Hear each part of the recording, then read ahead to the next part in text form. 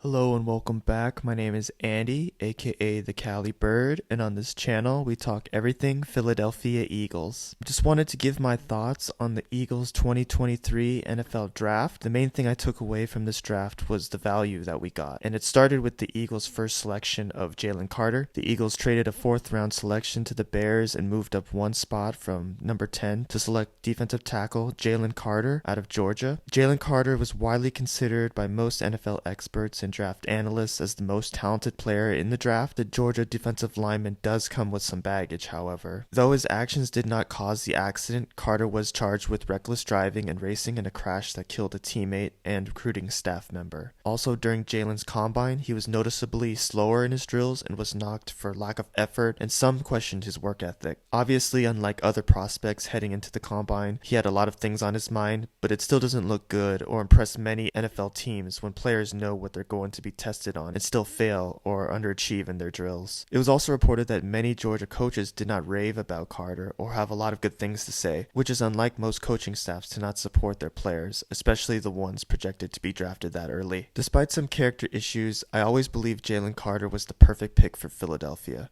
but never thought he would make it to the Eagles pick. Number 1, there was a need at the defensive tackle position. We lost Javon Hargrave to a massive deal in San Francisco, and Fletcher Cox is on arguably his final year in Philly. Number 2, the Eagles have the right culture and locker room to support troubled players. Jalen can learn from veteran leaders Fletcher Cox and Brandon Graham how to be a pro in the NFL. He'll also be surrounded by his friends and former teammates from Georgia in Jordan Davis, Nakobe Dean, Nolan Smith, and Keely Ringo, which should make the NFL transition easier for all of them. Ultimately, there is some risk in the Jalen Carter pick, but you have to weigh the risk with the reward, and I'm hopeful that it will all work out. I selected Nolan Smith for the Eagles at 30 in an earlier Schwab mock draft with friends, but never expected that situation to actually play out. Some mock drafts even had Nolan Smith going to the Eagles at number 10, so getting him at 30 was almost a no-brainer and great value. Nolan Smith, the edge player from Georgia, possibly slipped due to his size. He also admitted he needed to improve his pass rush angles and counter moves, but Smith makes up for that with his speed and athleticism,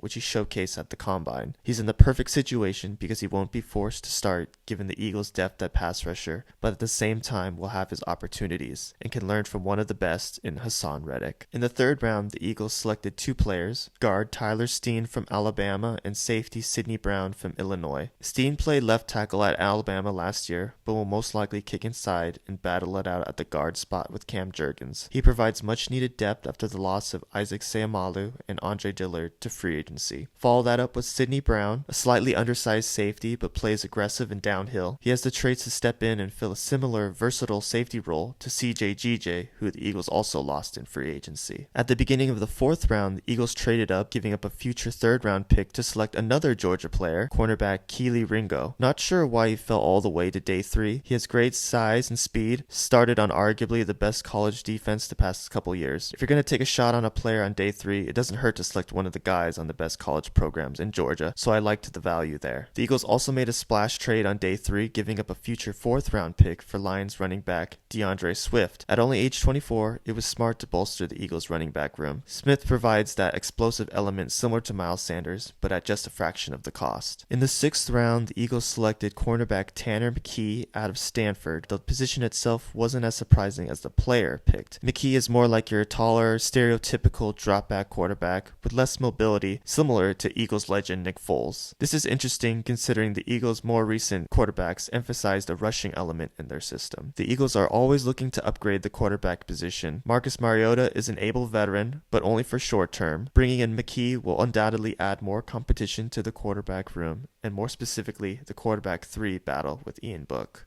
In the 7th round, the Eagles selected defensive tackle Moro Ojomo from Texas. Eagles general manager Howie Roseman can't help himself and goes with another lineman. He will add depth to an already deep rotation with Fletcher Cox, Jordan Davis, Milton Williams, and Jalen Carter. Overall, I liked the players the Eagles picked and the value we got at each pick. I'm not concerned with drafting or bringing in too many Georgia players. Sometimes it feels best to not overthink things, and like I said, you can do worse than drafting a defensive player from Georgia. In addition, the Eagles have also signed a handful of undrafted free agents to compete for roster roster spots this year. It will be interesting to watch how these upcoming rookies impress and shake up the depth charts in OTAs and minicamp.